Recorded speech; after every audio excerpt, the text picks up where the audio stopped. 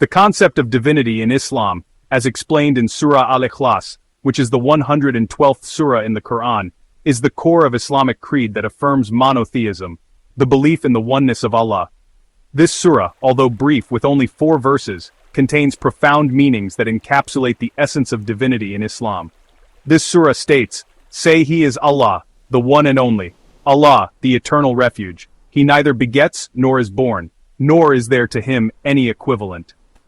This writing will explain the concept of divinity in Islam through a touching spiritual narrative and logical scientific arguments that reinforce the truth of monotheism, while also comparing it with polytheism, atheism, and agnosticism, to show that the concept of monotheism is more reasonable both spiritually and rationally.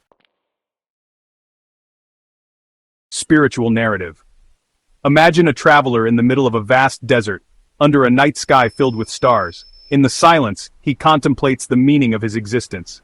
In his heart, there is a natural urge, fitra, that directs him to seek something greater, something that is the source of all existence. This is the human fitra mentioned in Islam, the innate drive to acknowledge the oneness of God. Surah Al-Ikhlas captures this essence perfectly. Allah is one, indivisible, without partners, and dependent on nothing, yet everything depends on Him. Spiritually, this concept provides profound tranquility. When a Muslim recites, Qul huwallahu ahad, he affirms that there is only one God worthy of worship, who has no equal. This is not just a doctrinal statement, but an acknowledgement that binds the heart to the Creator. In a life full of uncertainties, Tawhid provides an anchor. Allah is As-Samad, the one upon whom everything depends. He is the source of strength, hope, and meaning. Unlike polytheism, which confuses with many often conflicting gods, Tawhid offers simplicity and clarity. Unlike atheism, which leaves humans in a void of meaning, or agnosticism, which wavers in uncertainty, Tawhid provides spiritual certainty that soothes the soul. Spiritual analogy. Imagine a small child who is lost, searching for their mother in the midst of a crowd. When they finally find their mother, there is a sense of safety and peace that envelops them. Similarly, Tawhid is the spiritual home for the human soul. Surah Al-Ikhlas teaches that Allah neither begets nor is begotten, affirming that He is not part of creation, but the absolute Creator. This eliminates the complexity of the concept of the Trinity or anthropomorphic gods in polytheism, resembling humans with limited attributes such as emotions or weaknesses. In Islam, Allah is most holy, not bound by the limitations of creation, giving humans the freedom to worship something truly transcendent, yet still close through His compassion and mercy. Logical and scientific argument.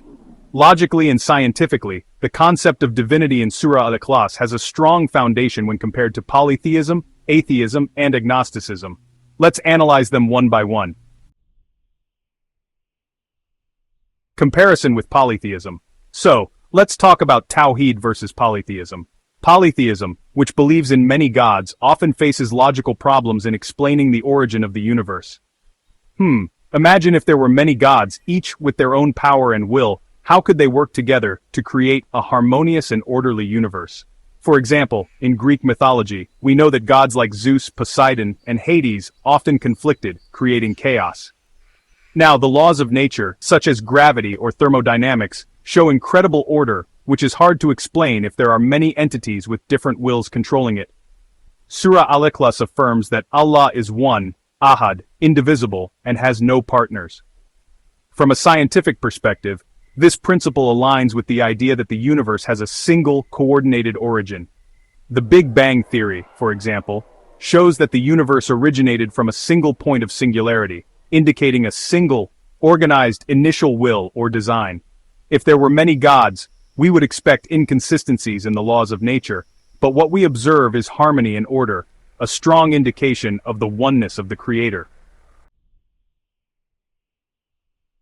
Tawhid versus atheism. Atheism rejects the existence of God, arguing that the universe can be fully explained through natural processes without the need for a divine entity. However, there are some logical weaknesses in this view. First, atheism cannot explain why the universe exists at all, why there is something rather than nothing. Philosophers like Leibniz posed the question, Why is there something rather than nothing?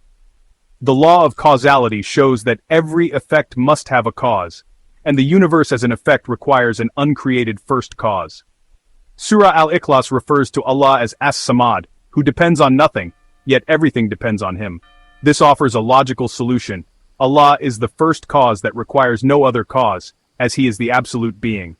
Second, the complexity and order of the universe, such as the highly precise physical constants, like the gravitational constant or the cosmological constant, indicate fine-tuning that is hard to explain by chance alone.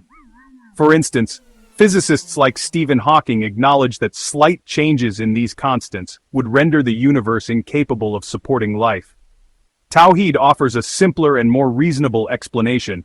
There is intelligent design behind the universe, originating from a single divine will. Tawhid versus Agnosticism.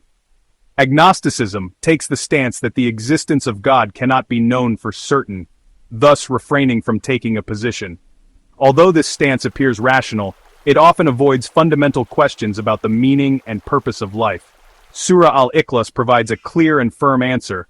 Allah is the only God with no equal, offering the certainty humans need to live a purposeful life. From a scientific perspective, agnosticism does not offer a predictive model or explanation for the origins of the universe, whereas Tawhid offers a framework consistent with scientific observations of the order and complexity of nature.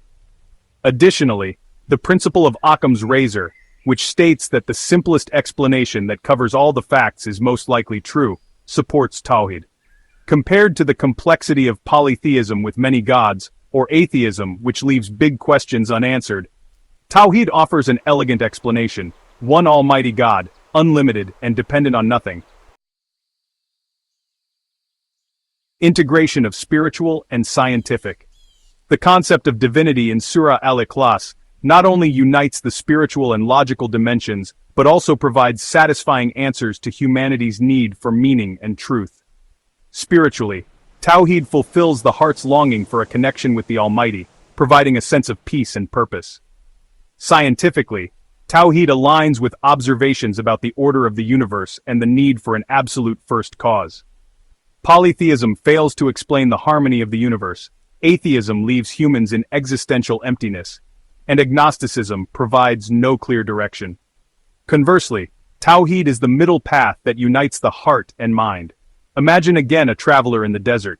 When he looks at the stars, he not only sees beauty but also signs of Allah's oneness.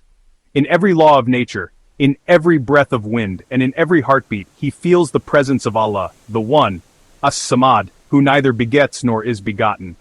Surah Al-Ikhlas is a spiritual and intellectual compass guiding humanity towards a simple yet profound truth: there is only one God, and He is Allah. Conclusion. The concept of divinity in Islam, as explained in Surah Al-Ikhlas, is the pinnacle of spiritual and logical truth.